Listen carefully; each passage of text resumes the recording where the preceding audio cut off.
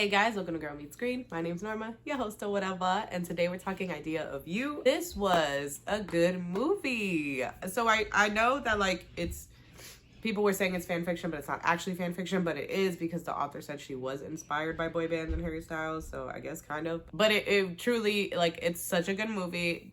Casting, A1 casting. He is so good. Anne Hathaway, it's Anne Hathaway. I need to say more. I don't need to say anything else, okay? But yeah, the casting, impeccable. The chemistry, unfreaking matched. There was this discomfort, but it was I shouldn't be here. I shouldn't be looking discomfort. It just was, the movie was so good. It was so good. The daughter was great. I loved her friends in it. It was really great portrayals of the people they were trying to portray, if that makes sense. Let's jump right into the movie. So we have Solène. She is divorced. She has a daughter, Izzy, and her ex-husband's name is Daniel. We begin the movie discovering that Daniel is taking Izzy and friends to Coachella.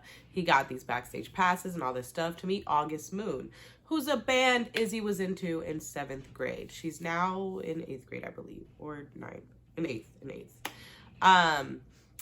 So last year, clearly it's signifying dad doesn't know her, nor does he pay attention to her. So Izzy's going to Coachella with her dad. Solène is going on a solo camping trip. I would go on a solo trip, but definitely not camping. I will not be in the woods alone. However, I will be at a hotel. I will be at a resort. I will be somewhere reading a book in my hotel. You know what? When Cameron comes back, and I say this every time he leaves, but this time I'm playing no games, and he's paying for it. I'm going to stay at a hotel for a weekend. He'll be back. Hopefully I won't be working a job. I'll be able to be flexible. I'm going to be in a hotel all weekend. 3 days in a hotel, just on my bed. I'll find one with a pool. I'll be at the pool reading and anyways, let me move on. She's going alone. But then of course, Daniel, father of the year, gets a call for work. They're booking his Houston tickets now and he must go. So she has to take Izzy and friends to Coachella. She goes. The kids run off on their own, which I love the relationship of trust and just let your kids live, but I'm here, call me if you need me type vibes. I don't know about that at Coachella, but I mean, I will say, I feel like 8th grade is a little bit early. 13, I feel like that's really young to be somewhere like Coachella, running around alone. You know what people do at Coachella. But anywho, I like a concert or something maybe small. I don't know. We'll see when the girls are of age. But I guess all her passes are August Moon related, because she basically ends up sitting down with this super fan August Moon lady who's closer to her age. So I guess that's why she ends up in these predicaments that we'll be talking about. But anyways, she asks where the bathroom is. She goes. There's a ton of trailers that look exactly the same. So she picks a trailer. She goes in thinking it's a VIP bathroom suite situation. Knocks on the door. Someone's in there. Hayes comes out. She uses the bathroom. She comes back out. This scene, funny. It was comedy. It was very interesting. So yeah, she comes out. He's still there. She's like, what the heck? Are you one of those people who's weird? Yada, yada, yada. So they talk. They flirty. And then it's time for him to get ready for the show. They go to the meet and greet. The daughter wants to leave. The mom's like, no, dude, we still got to do it. Your dad bought the tickets. Let's just go through. Awkward moment where Hayes is so 7th grade, aren't we, or whatever, but they're still excited to meet them. She's so excited. They're jamming to their music when they perform, all of that. Last minute, Hayes changes the set list, sings a song, a love song called Closer, which is a bop, baby. Let me tell you, it was a bop. I'm gonna go find it. Hopefully it's on iTunes. But anyways, yeah, he sings that to her. It's about an older woman, yada yada. Hook, line, sinker. She is hooked on the boy. We move into a scene celebrating Solène's 40th birthday, and I guess it's basically us seeing the prospects, the 40-year-old prospects. I think 2 of them were married, trying to holla at her. I did enjoy that scene, though. I'm finding myself connecting to these midlife scenes or whatever in movies or shows, or people. I'm 30, I'm about to be 31, so it's people my age, so I find myself connecting with the moms of the shows, connecting with the people of the shows. I love that they're doing more she's an art gallery owner. And one of the ladies talking about how at 30 those are the years where you're really trying to figure out who you are and all of that. And I think I'm connecting with that because that's where I'm at. You know that feeling of I should have figured this out in my 20s. So it's nice to see that like there is actually a group of people out there in their 30s still figuring it out too. So I like that. I enjoyed that. Hayes finds her art gallery, basically shows up, is looking at the art, and just basically says, like, I want to buy everything in here. Like, buy the whole place out. And, you know, there's this cute little, like, okay, these are real artists, dude. Like, you can't just be buying this shit to impress me. And it was cute, though, because she's like, you acting like you're, like, buying apples. And then he's, at one point, he's like, also, you've never seen me buy apples. That was really rude. So they end up hanging out after this. He like hides in her car or whatever for them to leave. Forget, they go do something and then they go to her house. But like her fridge goes out sometimes. And so they end up like going through her food. She makes some sandwiches. They talk, they get deep. And she talks about finding out how she found out her husband cheated, which is insane. They were with a group of friends. She's talking about gossip she heard about one of the guys cheating on their wife, about a guy cheating on their wife. I'm a little confused because she was like, so I was like, you're talking to the group about gossip you heard about someone in the group? I don't know. It was strange. But needless to say, she's telling the story about this guy cheating on his wife and how his wife doesn't know. Everyone falls silent. She looks at him. He's also silent. So when they get home, she asks about it and he admits it. She actually tries to be like, well, we can move past it. We have family. We have a child. Like, I will let this go. And he's basically like, yeah, no, I'm in love. I don't want to let it go. And then leaves her. I cannot imagine what it would feel like to deal with those emotions and the baggage of that, the like mental baggage of that. To know that like you fought for it even though he cheated and then he's the one who was like, nah, I love her.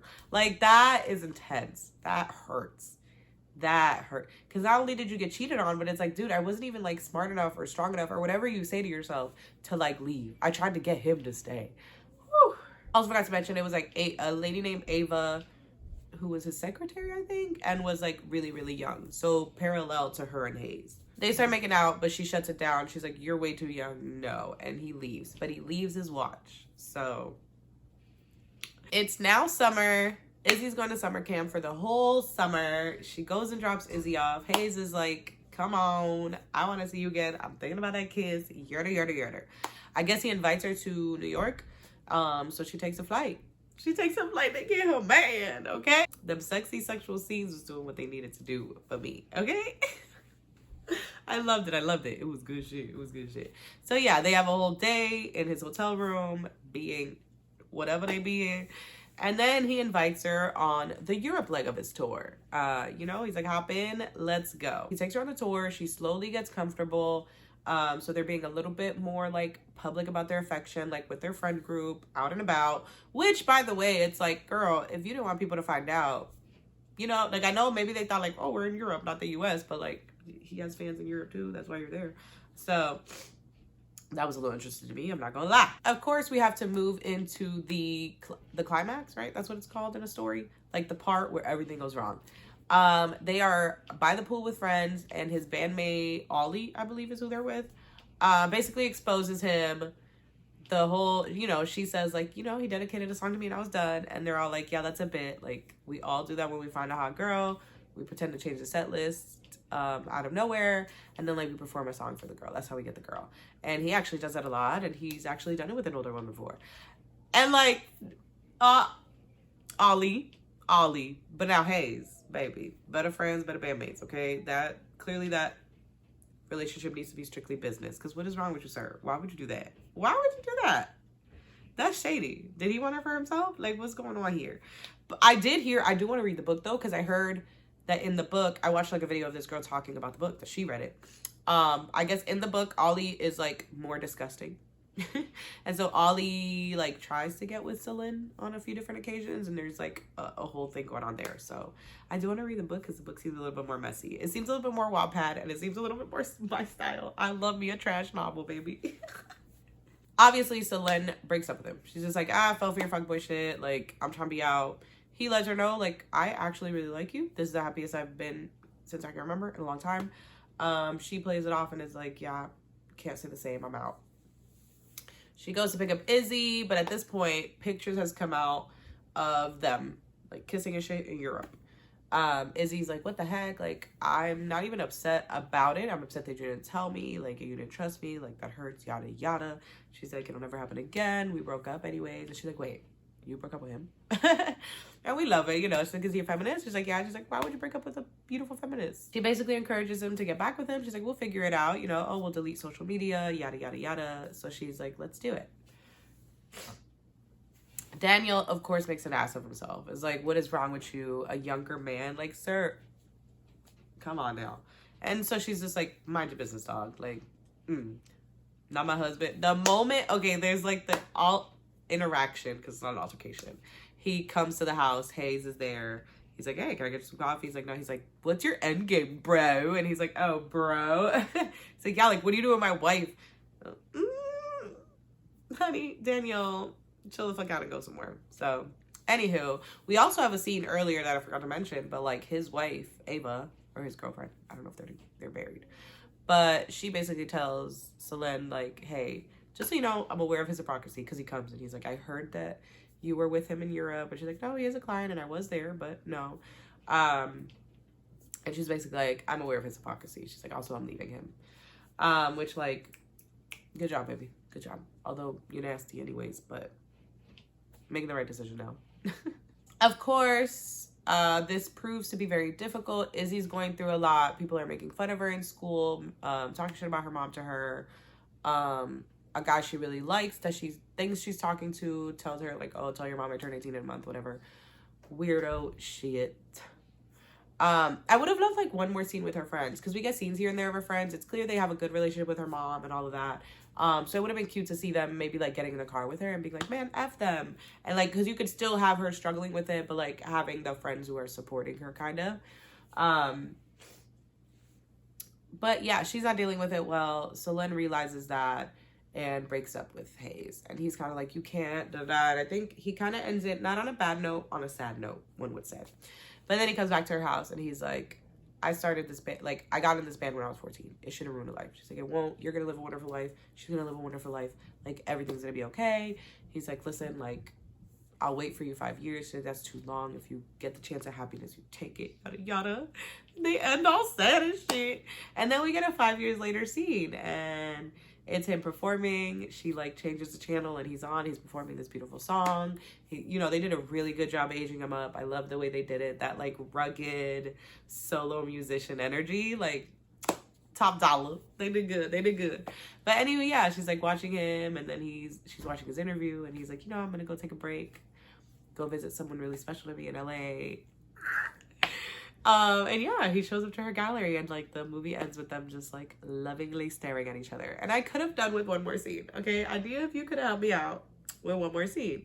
But I guess we should appreciate this scene because, again, going back to the book, apparently it ends like that, like, with them breaking up. There's no, like, reconciliation or, like, hope of reconciliation. So shout out to the director. I'm glad you guys added that. But this movie was really fun to watch. It was just good. It was a good, wholesome, it wasn't really wholesome, but it was a good watch, okay? I like my shows and things to be, like, just all around a good time. I like them to be wrapped up with a beautiful bow and end happy. Like, I hate when things don't end happy. On my block, them killing Oscar after he got out of the gang, got his life together, was having a baby, was about to leave town. Are you kidding me? Absurd. And I know it was, like, the whole, like, realistic. I don't need realistic. I'm watching a show. If I want a realistic, I go back to Lawrence and go look for shit. Like, I don't want that. Freaking Snowfall, and this man ended up like his daddy used to be, a drunk, living in their abandoned, beat up house that's being foreclosed on. Absolutely not. Anywho, that's unrelated. But point is, I like things wrapped up with a nice little bow. So I would have appreciated just one more scene. Like, one more scene similar to what we saw on their, like, first day, or even, like, their Europe trip montage. Like, one more montage like that of her, like, traveling with him, but instead of with the band, it's just the two of them.